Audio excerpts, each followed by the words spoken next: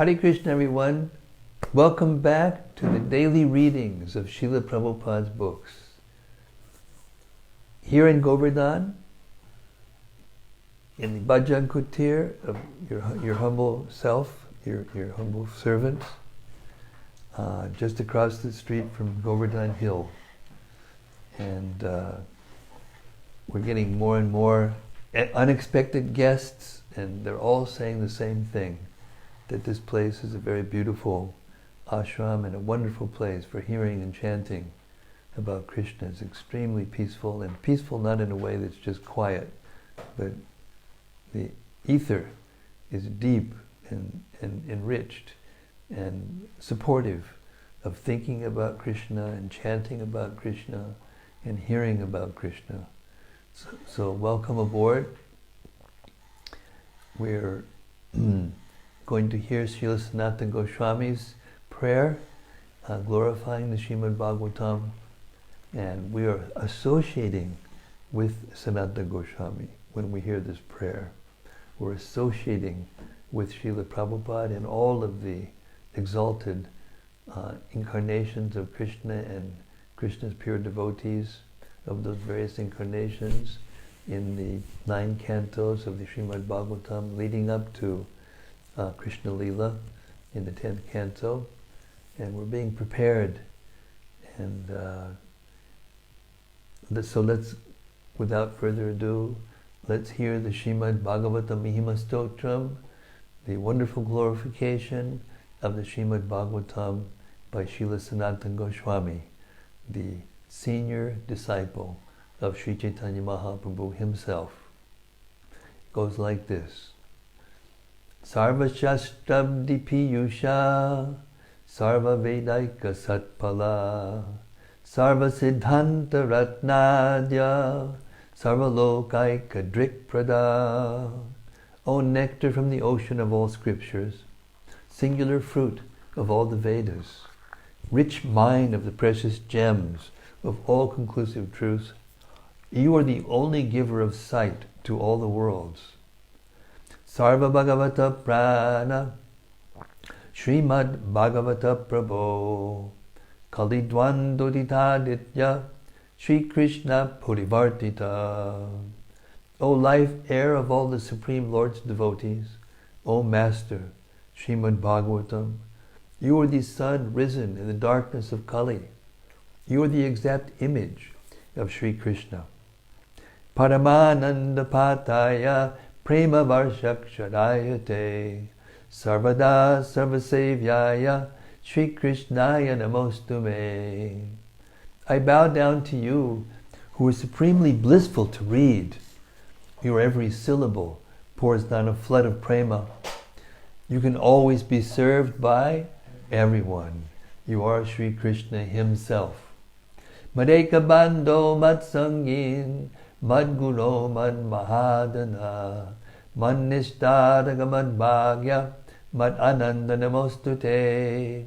My only friend, my constant companion, my spiritual master, my great wealth, my savior, my good fortune, my source of ecstasy, I bow down to you. Asadu Saduta Dayin Atini Chochata Kada Hanamun Chagadachin Mam Premna Rit Gatayospuda. O bestower of saintliness to the unsaintly, O exalter of the most fallen, please never leave me. Always appear in my heart and my voice with pure love. Om Namo Bhagavate Vasudevaya. Om Namo Bhagavate Vasudevaya. Om Namo Bhagavate Vasudevaya. Om Namo Bhagavate Vasudevaya. Om Namo Bhagavate Vasudevaya. Vasudevaya. So we've reached Canto 3, Chapter 21. And text 32. Now, after Kardama Muni performed great austerity, Kardama Muni is not an ordinary person. He's one of the first persons in the universe. Brahma first manifested his 10 mind-born sons, and then Kardama was manifested just after that. So he was not an ordinary person, he's a sage, he's a great devotee. He's going to become the son of the Supreme Personality, the father, the Supreme Personality of Godhead, Kapila, is going to become his son.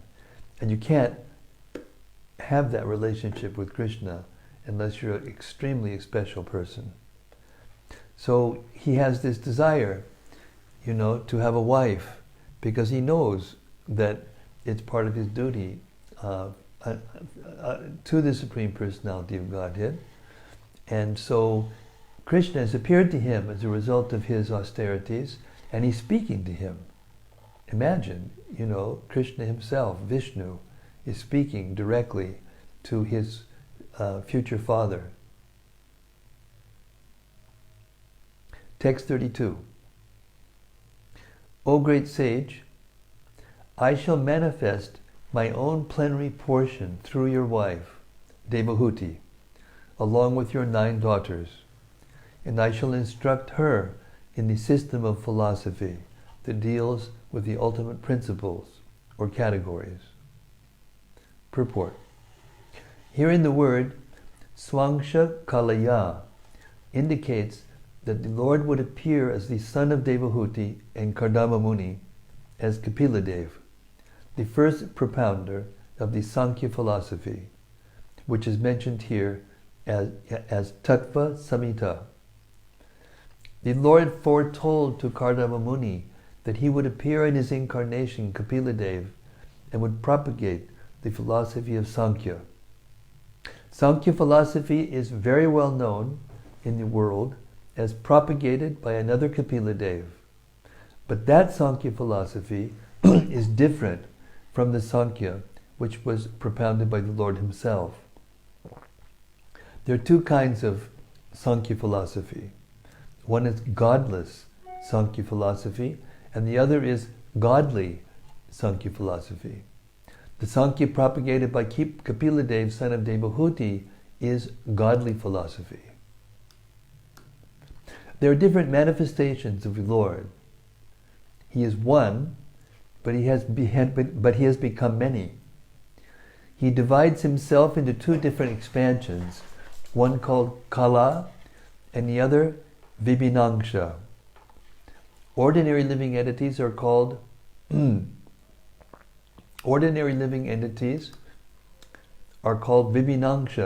expansions, and the unlimited expansions of Vishnu Tattva, such as Vamana, Govinda, Narayana, Pradyumna, Vasudeva, and Ananta, are called Swangsha Kala. Swangsha refers to a direct expansion, and Kala denotes an expansion from the expansion of the original Lord. Baladev is an expansion of Krishna, and from Baladeva, the next expansion is Sankarsana. Thus, Sankarsana is Kala, but Baladeva is Swangsha. There is no difference, however, among them. This is very nicely explained in the Brahma Samhita 546. Dipartyadeva hi dashantaram abhyupeta. With one candle, one may light a second candle, with the second a third, and then a fourth. And in this way, one can light up thousands of candles. And no candle is inferior to another in distributing light. Every candle has the full potential candle power, but there is still the distinction that one candle is the first, another the second, another the third, and another the fourth. Similarly, there is no difference between the immediate expansion of the Lord and his secondary expansion. The Lord's names are considered in exactly the same way. Since the Lord is absolute, his name, his form, his pastimes, his paraphernalia, and his quality all have the same potency. In the absolute world, the name Krishna is the transcendental sound representation of the Lord. There's no potential difference between his quality, name, form, etc. If we chant the name of the Lord, Hare Krishna, that has as much potency as the Lord himself. There is no potential difference between the form of the Lord whom we worship and the form of the Lord in the temple. One should not think that one is worshipping a doll or statue of the Lord, even if others consider it to be a statue. Because there is not potential difference, one gets the same result by worshipping the statue of the Lord or the Lord himself. This is the science of Krishna consciousness. Text 33. Maitreya went on. Thus having spoken to Kardama Muni, the Lord who reveals himself only when the senses are in Krishna consciousness, departed from that lake called Bindu Sarovara, which was encircled by the river Saraswati. Purport. One word in this verse is very significant. The Lord is stated here to be Pratyag Akshaja. That's Pratyag Akshaja. He is imperceptible to material senses, but still he can be seen. This appears to be contradictory. We have material senses, but how can we see the Supreme Lord? He is called Adhoksaja, which means that he cannot be seen by the material senses. Aksaja means knowledge perceived by material senses. Because the Lord is not an object that can be understood by speculation with our material senses, he is also called Ajita. He will conquer, but no one can conquer him. What does it mean then, that still he can be seen?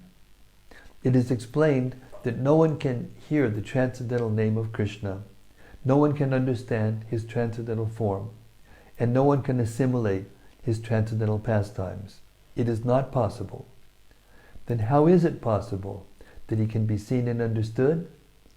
When one is trained in devotional service and renders service unto him, gradually one's senses are purified of material contamination. When one's senses are thus purified, one can see, one can understand, and one can hear, and so on. Purification of the material senses and perception of the transcendental form, name, and quality of Krishna are combined together in one word, Pratyag Akshaja, which is used here. Text 34. While the sage stood looking on, the Lord left by the pathway leading to Vaikuntha, a path extolled by all great liberated souls. The sage stood listening as the hymns forming the basis of the Samaveda were vibrated by the flapping wings of the Lord's carrier, Garuda. Purport. In the Vedic literature it is said that the two wings of the transcendental bird Garuda, who carries the Lord everywhere, are two divisions of the Samaveda, known as Brihat and Ritantara. Garuda works as the carrier of the Lord, therefore he is considered the transcendental prince of all carriers. With his two wings, Garuda began to vibrate the Samaveda, which is chanted by great sages to pacify the Lord. The Lord is worshipped by Brahma, by Lord Shiva, by Garuda, and other demigods with selected poems. And great sages worship him with the hymns of the Vedic literatures, such as the Upanishads and Samaveda. These Samaveda utterances are automatically heard by the devotee when another great devotee of the Lord, Garuda, flaps his wings. It is clearly stated here that the sage Kardama began to look to the path by which the Lord was being carried to Vaikuntha. It is thus confirmed that the Lord descends from his abode, Vaikuntha, in the spiritual sky and is carried by Garuda. The path which leads to Vaikuntha is not worshipped by the ordinary class of transcendentalists. Only those who are already liberated from material bondage can become devotees of the Lord. Those who are not liberated from material bondage cannot understand transcendental devotional service. In Bhagavad Gita, it is clearly stated, Yatatam apisiddhanam. There are many persons who are trying to attain perfection by striving for liberation from material bondage, and those who are actually liberated are called Brahmabhuta, or Siddha. Only the Siddhas, or persons liberated from material bondage, can become devotees. This is also confirmed in Bhagavad Gita. Anyone who is engaged in Krishna consciousness or devotional service is already liberated from the influence of the modes of material nature. Here it is also confirmed that the path of devotional service is worshipped by liberated persons, not the conditioned souls. The conditioned soul cannot understand the devotional service of the Lord. Kardama Muni was a liberated soul who saw the Supreme Lord in person, face to face. There was no doubt that he was liberated, and thus he could see Garuda carrying the Lord on the way to Vaikuntha and hear the flapping of his wings, vibrating the sound of Hare Krishna, the essence of the Samaveda. Text 35. Then after the departure of the Lord, the worshipful sage Kardama stayed on the bank of Bindu Sarovara, awaiting the time of which the Lord had spoken. Text 36. Swayambhuva Manu, with his wife, mounted his chariot, which was decorated with golden ornaments. Placing his daughter on it with them, he began traveling all over the earth. Purport. The emperor, Manu, as the great ruler of the world, could have engaged an agent to find a suitable husband for his daughter, but because he loved her just as a father should, he himself left his state on a golden chariot with only his wife to find her a suitable husband. So this is very interesting. He's leaving to find a husband. It doesn't say that he's going to Kardama's ashram. It means that Krishna's already arranged this. So he's inspiring, Swayambhuva Manu from within the heart, just as he inspired, Devahuti, and will inspire her to want Kardama, and Kardama to want her. So he's absorbed in all these, Krishna's actually doing everything, making all the arrangements. Text 37. O Vidura, they reached the hermitage of the sage, who had just completed his vows of austerity on the very day foretold by the Lord. The holy lake Bindu Sarovara, flooded by the waters of the river Saraswati, was resorted to by hosts of eminent sages. Its holy water was not only auspicious, but as sweet as nectar.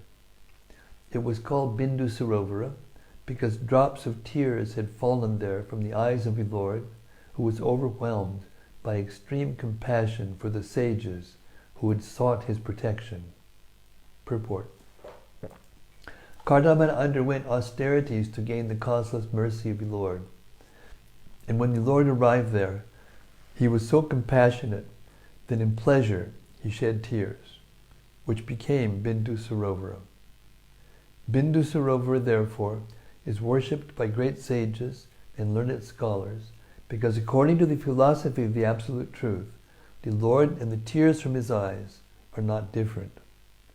Just as drops of perspiration which fell from the toe of the Lord became the sacred Ganges, so teardrops from the transcendental eyes of the Lord became Bindu Sarovara. Both are transcendental entities and are worshipped by the great sages and scholars. The water of Bindu Sarovara is described here as Shivamrita Jala. Shiva means curing. Anyone who drinks the water of Bindu Sarovara is cured of all material diseases.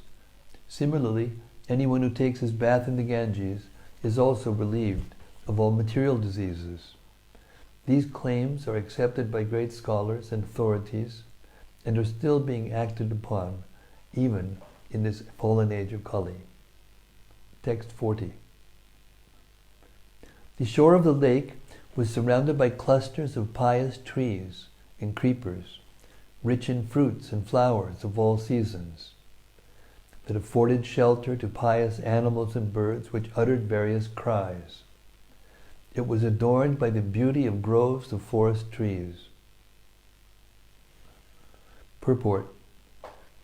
It is stated here that Bindu Sarovara was surrounded by pious trees and birds. As there are different classes of men in human society, some pious and some virtuous, and some impious and sinful, so also among trees and birds there are the pious and the impious. Trees which do not bear nice fruit or flowers are considered impious, and birds which are very nasty, such as crows, are considered impious, and birds which are are considered impious. In the land surrounding Bindu Sarovar, there was not a single impious bird or tree. Every tree bore fruits and flowers, and every bird sang the glories of the Lord.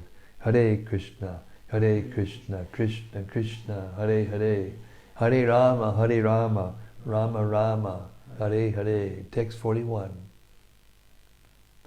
The area resounded with the notes of the overjoyed birds.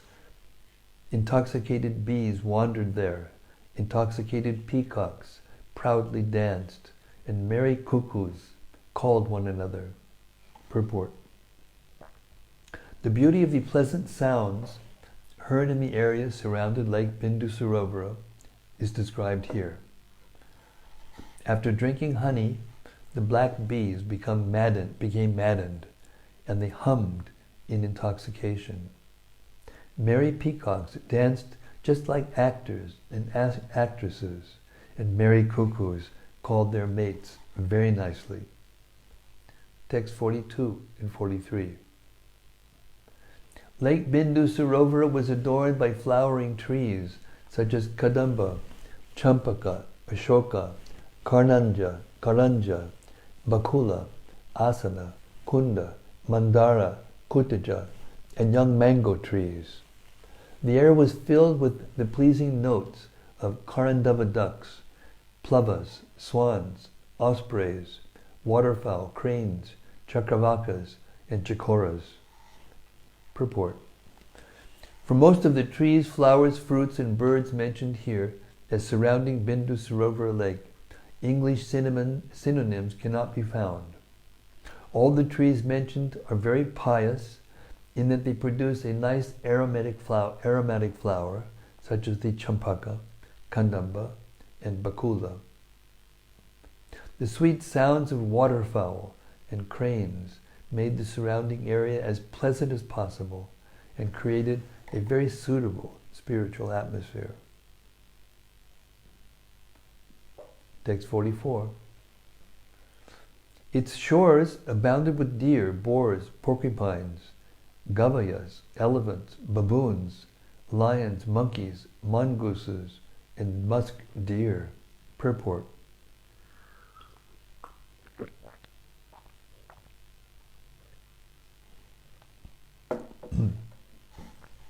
Musk deer are not found in every forest, but only in places like Bindu Sarovara. They are always intoxicated by the aroma of musk secreted from their navels. Gavayas, the species of cow mentioned herein, bear a bunch of hair at the end of their tails. This bunch of hair is used in temple worship to fan the deities. Gavayas are sometimes called chamaris, and they are considered very sacred. In India, there are still gypsies or forest mercantile people who flourish by trading kasturi or musk and the bunches of hair from the chamaris. These are always in great demand for the higher classes of Hindu population, and such business still goes on in large cities and villages in India. Text 45 through 47.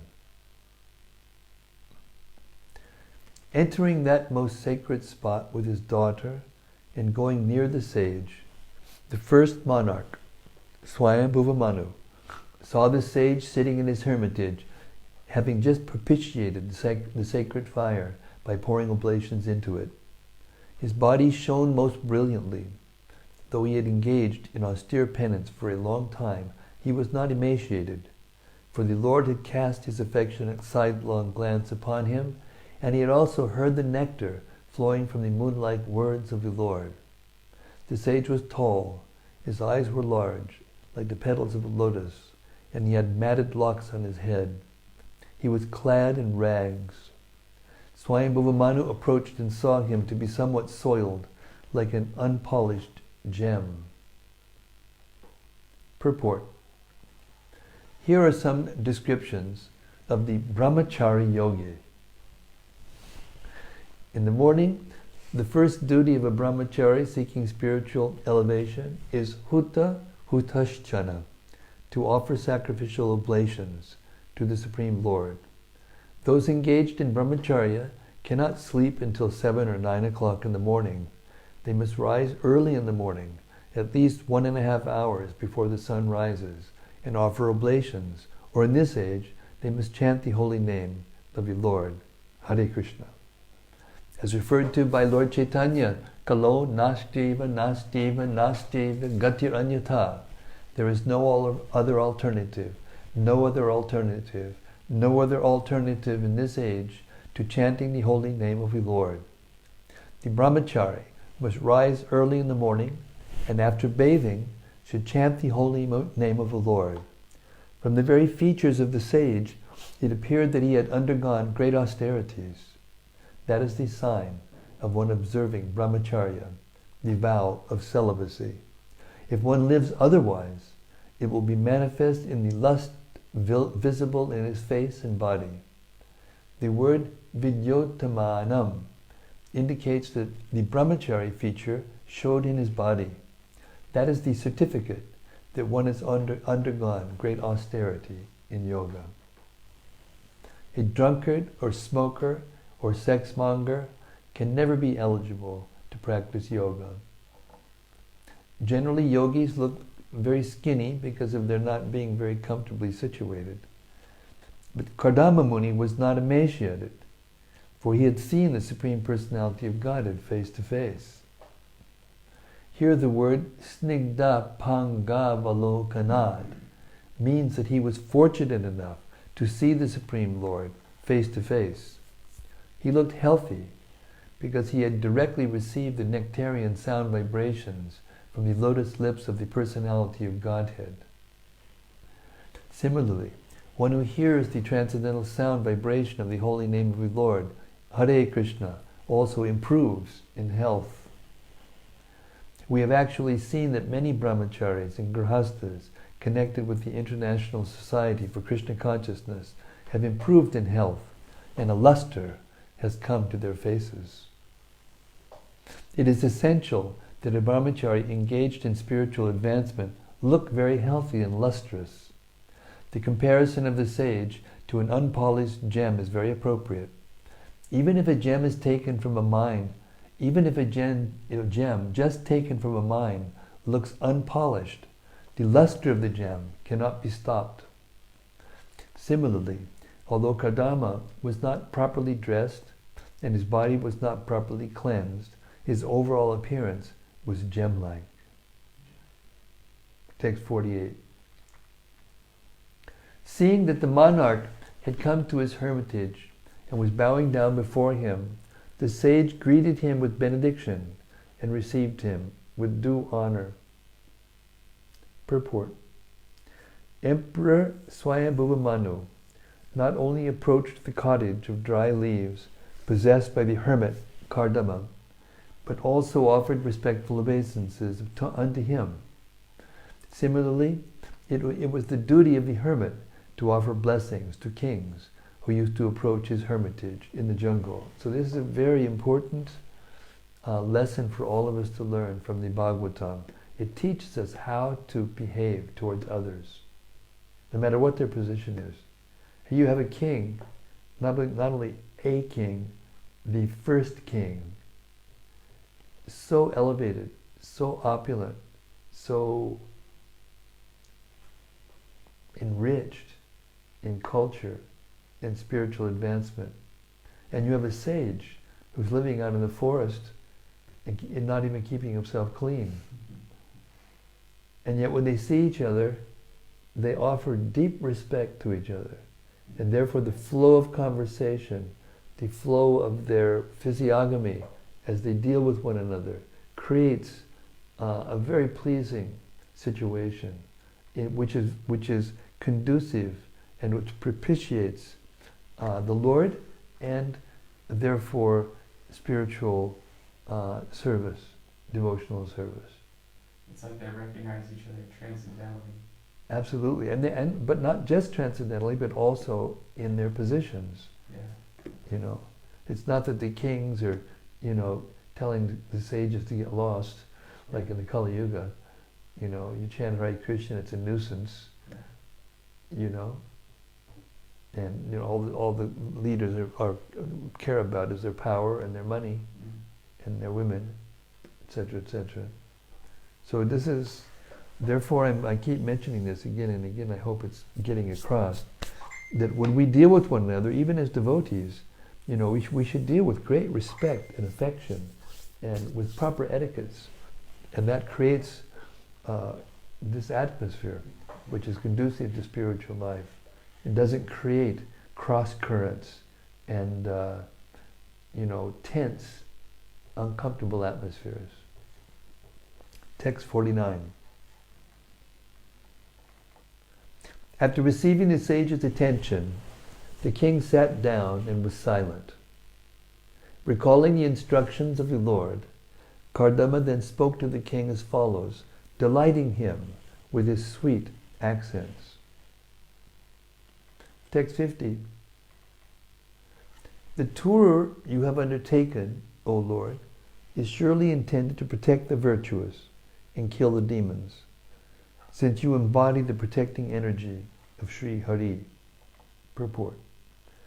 It appears from many Vedic literatures, especially histories like Srimad-Bhagavatam and the Puranas, that the pious kings of old used to tour their kingdoms in order to give protection to the pious citizens and to chastise or kill the impious.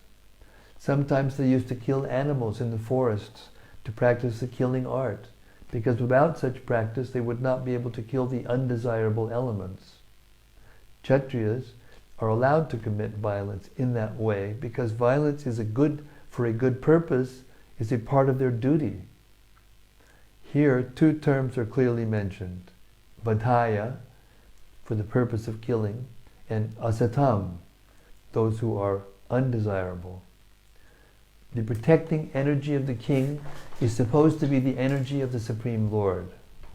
In Bhagavad Gita, the Lord says, Paritranaya sadhunam vinashaya chadushkritam. The Lord descends to give protection to the pious and to kill the demons. The potency, therefore, to give protection to the pious and kill the demons or undesirables is directly an energy from the Supreme Lord, and the king or the chief executive of the state is supposed to possess such energy. In this age it is very difficult to find such a head of state who is expert in killing the undesirables. Modern heads of state sit very nicely in their palaces and try without reason to kill innocent persons. Hare Krishna. Text 51.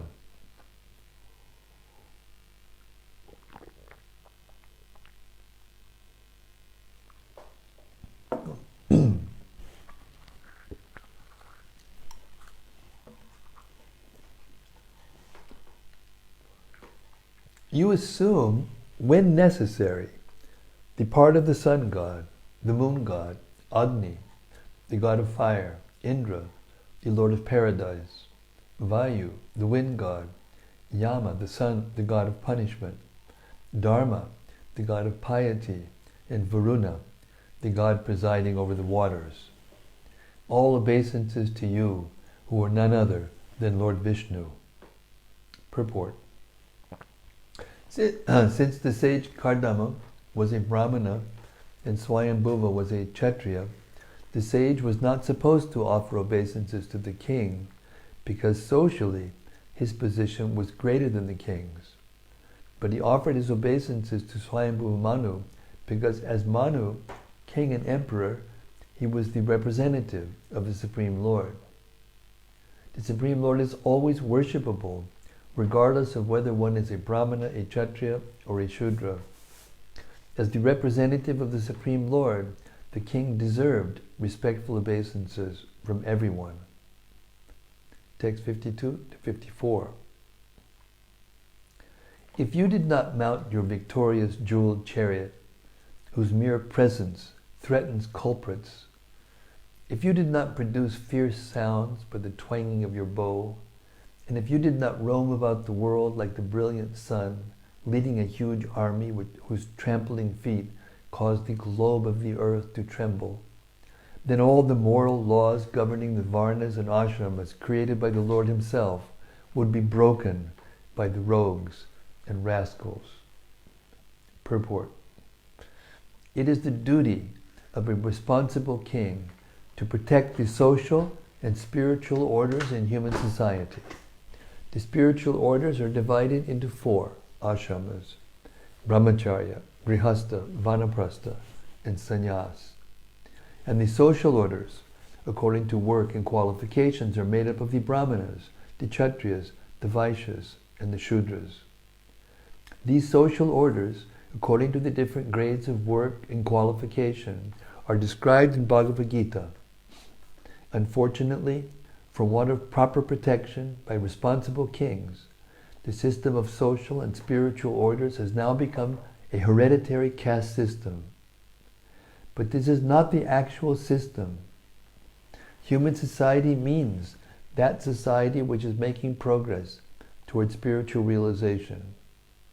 The most advanced human society was known as Arya. Arya refers to those who are advancing. So the question is, which society is advancing?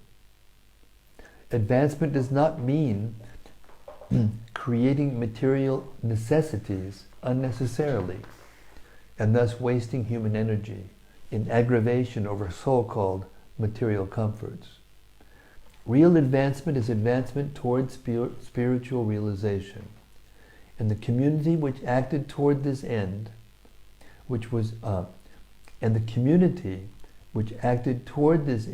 was known as the Aryan civilization. The intelligent men, the Brahmanas, as exemplified by Kardama Muni, was engaged in advancing the spiritual cause, and Kshatriyas, like Emperor Swayambhuva, used to rule the country and ensure that all facilities for spiritual realization were nicely provided. It is the duty of the king to travel all over the country and see that everything is in order. Indian civilization is based on the 4 varnas and ashramas.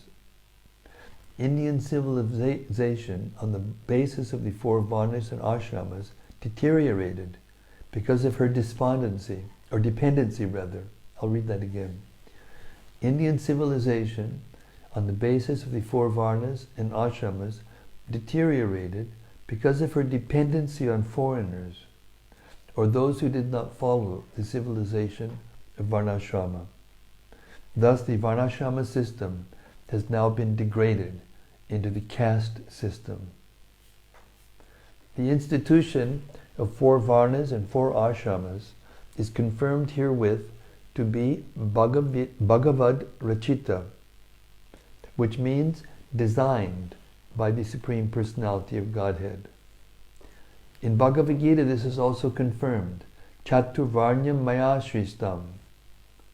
The Lord says that the institution of 4 varnas and 4 ashramas is created by me.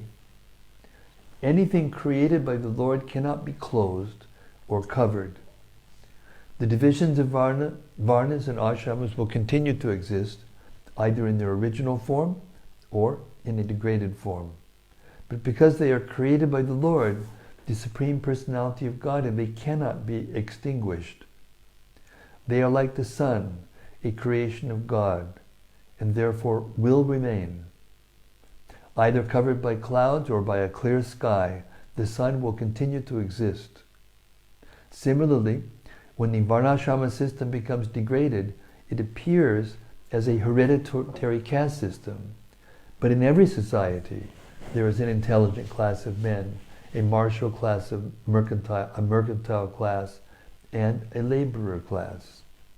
When they are regulated for cooperation among communities according to the Vedic principles, then there is peace and spiritual advancement. But when there is hatred and malpractice and mutual mistrust in the caste system, the whole system becomes degraded. And as stated herein, it creates a deplorable state. At the present moment, the entire world is in this deplorable condition because of giving rights to so many interests.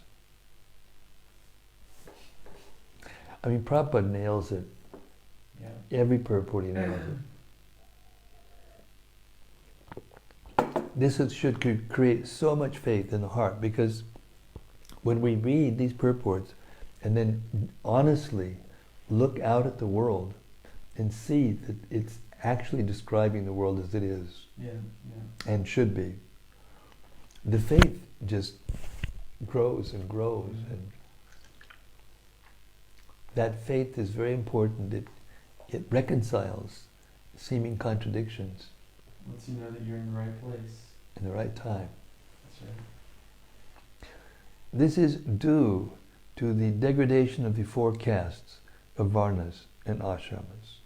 Text 55. If you gave up all thought of the world situation, unrighteousness would flourish. For men who hanker only after money would be unopposed. Such miscreants would attack, and the world would perish. Purport. Because the scientific division of the four Varnas and four Ashramas is now being extinguished, the entire world is being governed by unwanted men who have no training in religion, politics, or social order. Sounds familiar, doesn't it? Mm-hmm. And it is in a very deplorable condition.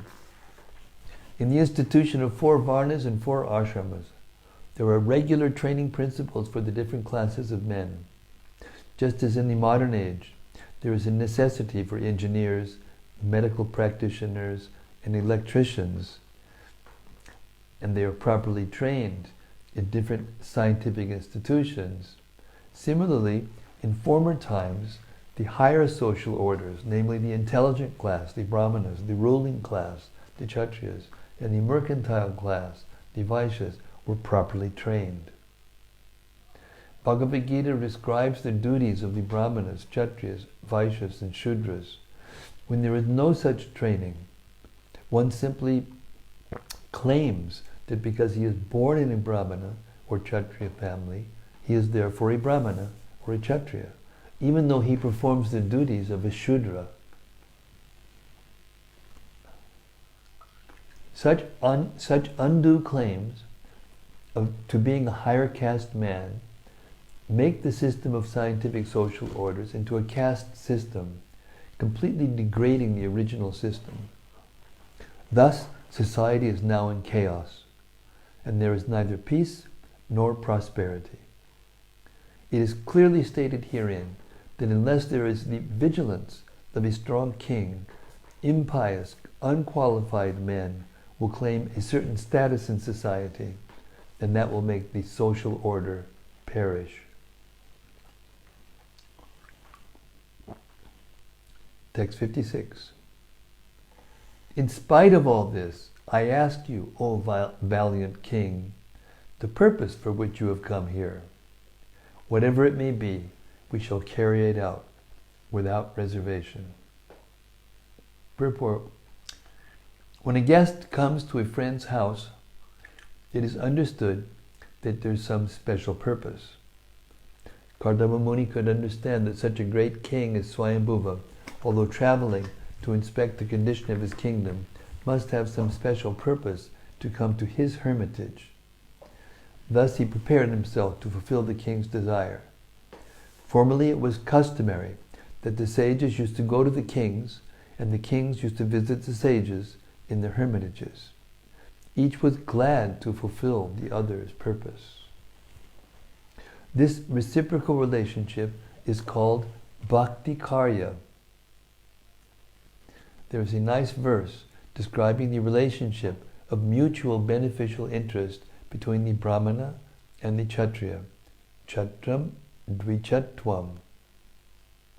Kshatram means the royal order, and dvijatvam means the Brahminical order. The two were meant for mutual interest. The royal order would give protection to the Brahmanas for the cultivation of spiritual advancement in society, and the Brahmanas would give their invaluable instruction to the royal order on how the state and citizens can gradually be elevated in spiritual perfection. Thus, on the Bhaktivedanta purports of the third canto, 21st chapter of Srimad-Bhagavatam, entitled Conversation between Manu and Kardama. Haribo! The Lord, Kardama Muni. All glory to the Varnashram system, properly done. Text, chapter 22. The marriage of Kardama Muni and Devahuti. Text 1. Sri Maitreya said, after describing the greatness of the emperor's manifold qualities and activities, the sage became silent, and the emperor, feeling modesty, addressed him as follows. 2. Manu replied, to expand himself in Vedic knowledge, Lord Brahma, the personified Veda, from his face created you, the Brahmanas, who are full of austerity, knowledge, and mystic power, and are averse to sense gratification. Purport. The purpose of the Vedas is to propagate the transcendental knowledge of the absolute truth. The Brahmanas were created from the mouth of the Supreme Person, and therefore they are meant to spread the knowledge of the Vedas in order to spread the glories of the Lord. In Bhagavad Gita also, Lord Krishna says that all the Vedas are meant for understanding the Supreme Personality of Godhead. It is especially mentioned here, Yoga Yuktam Alambatam, that Brahmanas are full of mystic power and are completely averse to sense gratification. Actually, there are two kinds of occupations. One occupation in the material world is sense gratification, and the other occupation in spiritual activity is to satisfy the Lord by his glorification. Those who engage in sense gratification are called demons, and those who spread the glorification of the Lord or satisfy the transcendental senses of the Lord are called demigods. It is specifically mentioned here that the Brahmanas are created from the face of the cosmic personality, or Virat Purusha. Similarly, the Kshatriyas are said to be created from his arms, the Vaishyas are created from his waist, and the Shudras are created from his legs. Brahmanas are especially meant for austerity, learning, and knowledge, and are averse to all kinds of sense gratification. Text 3. For the protection of the Brahmanas, the 1,000-legged Supreme Being created us, the Kshatriyas, from his 1,000 arms. Hence the Brahmanas are said to be his heart, and the Kshatriyas his arms. Purport. Kshatriyas are specifically meant to maintain the Brahmanas, because if the Brahmanas are protected, then the head of civilization is protected. Brahmanas are supposed to be the head of the social body. If the head is clear and has not gone mad, then everything is in proper position. The Lord is described thus, Namo Brahmanya Devaya Go Brahmana Hitaya Cha.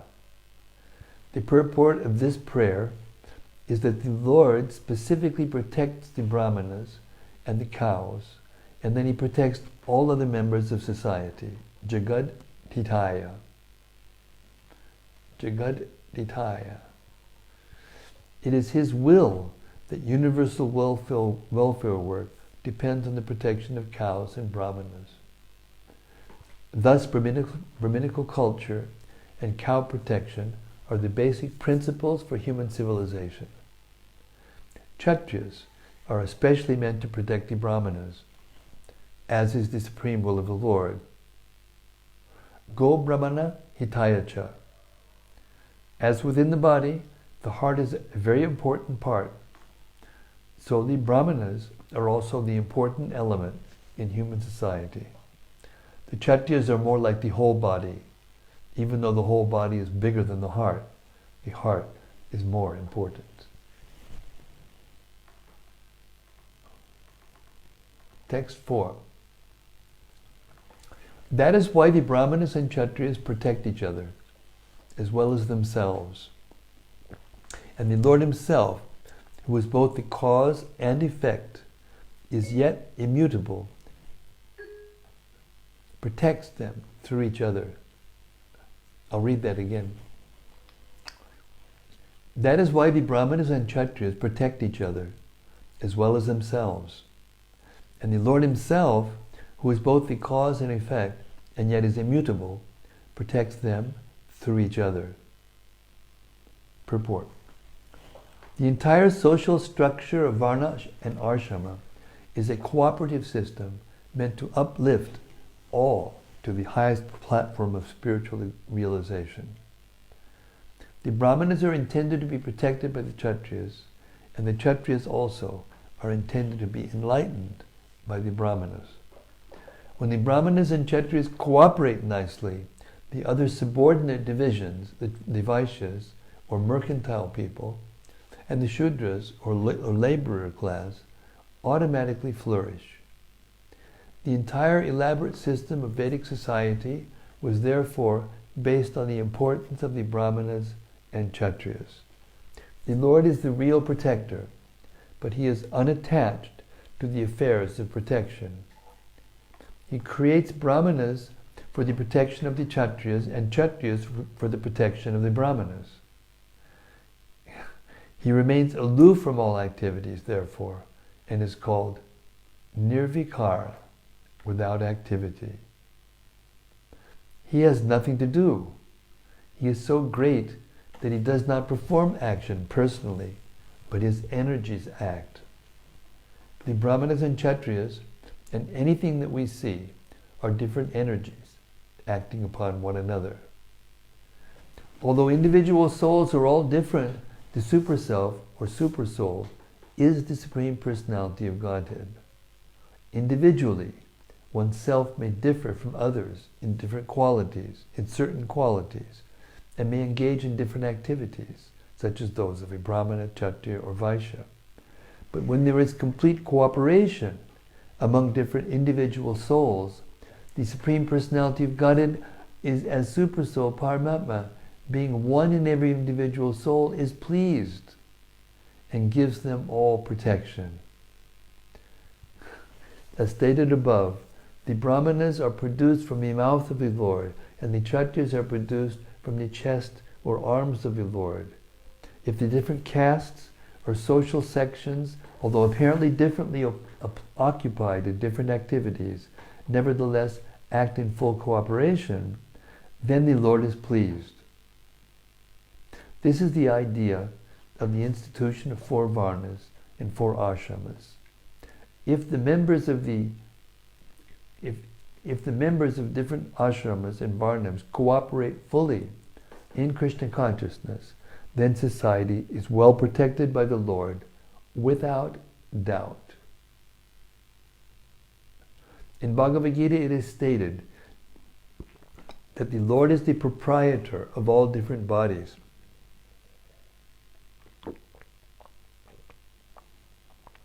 The individual soul is the proprietor of his individual body.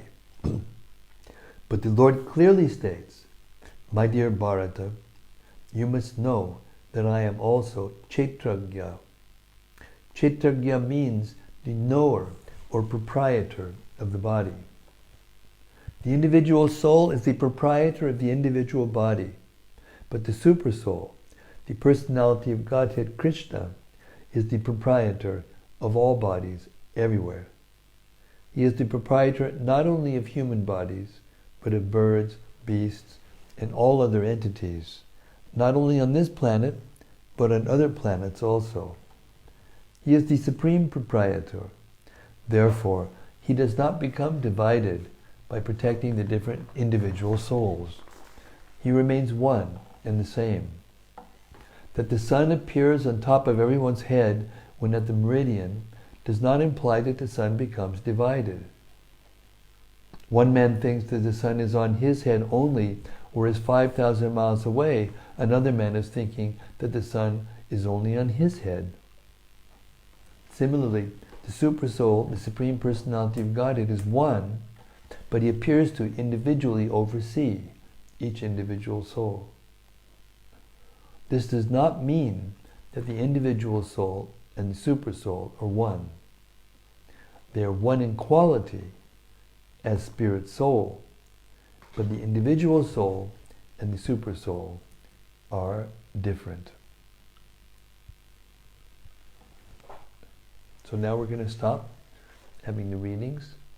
It's about an hour. We've been going about an hour. And we'll open it for reflections, questions. I'm going to stop a little early tonight because I got to bed very late last night. I only slept 2-3 hours last night. And I got not sufficient rest during the day because we had unexpected guests all day, yeah. So I need to catch up. All right, let's hear some reflections. Anybody out there in cyberspace wants to give some reflection? Just a quick reflection. Okay, we have a reflection from Bhakti Matt, our companion and confidant. Thank you, Maharaj, for doing these readings. I mean, I know it's your vow, but they've impacted me a lot. I just wanted to share my appreciation. Well, thank you. I'm glad with that. These purports are so incredible. Yes. The verses also awesome, but yeah. The explanations are... And that was basically my reflection, is kind of an overarching thing that we've seen just from the reading, is how Prabhupada is able to correlate these transcendental stories, these transcendental happenings in the universe, and relate them to what's happening today. Yeah. And even before things have even played out, when he was writing it, we're seeing things play out just as he had written about them in the purports, and how he extrapolated that from his understanding of the transcendental world, which is just something that is amazing to me. Another way to say that is that this knowledge, there's two levels of knowledge, two kinds of knowledge. One is called jnana, and the other is called vijnana. And Prabhupada defines them, one as information, and the other as the application of information. And he used the example of, you may know the theory, of how oxygen and hydrogen put together in a certain way will create water. But until you've actually done it and seen it yourself being done, then you don't get realization from it. It remains theoretical. So, yeah, Srila Prabhupada's consciousness is deeply enriched with realization, and the knowledge given in the verses, is vijnana. It's not jnana. It's vijnana. It's, when Brahma speaks about what's happening in the beginning of the universe, he's seeing it. It's firsthand. It's firsthand. It's direct witness knowledge. Prabhupada always used to give the example: if you can't see what's going on the other side of the wall, but you hear some noise, you may speculate who it is, what's happening, whatever. But when a person comes through the door and then says who it is and what just happened, then you understand. Then you can actually understand what happened. Otherwise, you're just guessing. You're guessing in the dark. And when we start to guess in our conversations, the atmosphere changes completely. Yeah, and tension and confusion reigns. It's true. That's why it's very important that we not only just know, but we apply in our dealings with one another, in our interactions. And not just in one social situation, but in all social situations. You know, because the social body is like a body. Prabhupada always used to give the example. The body, the varna and ashram, the varnas and the ashramas, they're meant to cooperate together for one purpose only, and that's to please the Lord. And if we use those duties just to please ourselves, then it creates conflict. Automatically it creates conflict. If the goal, if the desire, if the wish, of the purpose of our activity and our speech and our thinking and willing and feeling and acting is not to please Krishna or to please the people in general, then it has to be to please ourselves. And that's what creates the conflict. A whole bunch of people trying to please themselves, they're going to be in conflict. Yeah. It's the essence of devotional life. It's the essence of devotional service.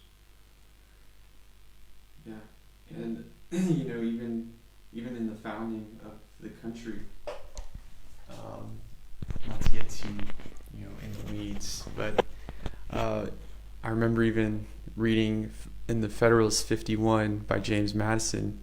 He said, "We're counting on that there being so many different interests and so many different people wanting so many different things that not one group can take over." Yes. But ultimately, it still doesn't work. Yeah. So ideally, there's a balance of power, but because unless there's spiritual realization, then the tendency for one to get power over the other is like automatic. It's law of nature. we do have a couple. We have a question and a reflection from Prabhupada Priya. Yes, Prabhupada Priya, Haribol. Prabhupada Priya asks, what exactly does it mean at the end of 52 through 54 purport, where it says the entire world is in this deplorable condition because of giving rights to so many interests?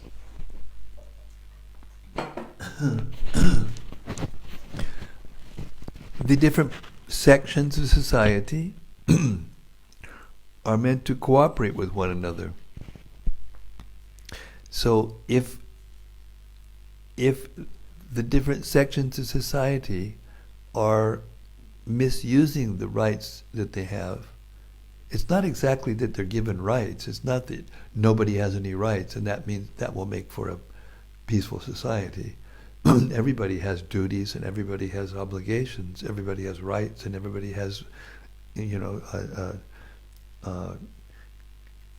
obligations. So if they're doing them for the purpose of creating harmony, by pleasing the Lord, and in effect, on the ground, pleasing each other, because when you act in such a way according to the laws of nature, to please the other section, rather than just your section, or yourself, or your extended self, it means the section that you happen to be in society, then there's going to be conflict. There's going to be chaos. And there is chaos. We can see. I mean, everyone has rights. The women should be protected. The men should be, chivalrous and protecting and nourishing and etc., etc. The leaders of society should be caring for the citizens. It's the principle of governance, the principle of caring for those who are underneath your subordinates, whether they be your citizens, your children, or your disciples, or students, or employees, or and on down the line, the animals, the crops, the living beings that are helpless. The principles of taking care of old people, of the brahmanas who they don't work, but they're completely absorbed in cultivation of knowledge and giving proper direction according to the laws of God given in the scriptures. Women, they're to be protected, they're not to be exploited. Children, helpless persons, babies, now they're killing their babies even. It's so abominable.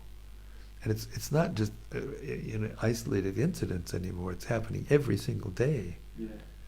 The different sections of society are trying to exploit the others and blaming the others, and this is what it means. Does that answer the question? I think so. Yeah. And we also have a reflection here. Prabhupada for you. She says, the Varnashram system only works if the different orders and ashrams cooperate with mutual respect. If there is envy or hatred between the Varnas or the ashrams, even if they perform their respective duties, still the system falls apart because the Lord withdraws his protection. Exactly. Well said. Hare Krishna.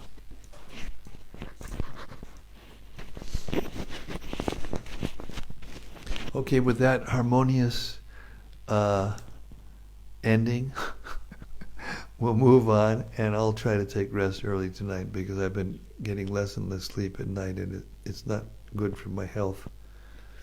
And we're going to be traveling pretty soon, and we need to. And we have important guests coming from Hong Kong and China, and we have to be on top of our game. So thank you very much, everyone. As usual, keep up the vibration, keep the vibration going. And I think that this one point that we got from this reading, that if we see the example of people who are actually acting properly in the Bhagavatam, and we try to follow in their footsteps in our dealings with one another, then even if some parties won't cooperate in that way, at least we'll be safe. All right, thank you so much. We'll see everybody tomorrow night. Hare Krishna. All glories to Srila Prabhupada. All glories to the Srimad-Bhagavatam. All glories to Kardama Muni. All glories to Lord Vishnu. Gaur Premanandi. Hari Hari Bo. Hare Krishna.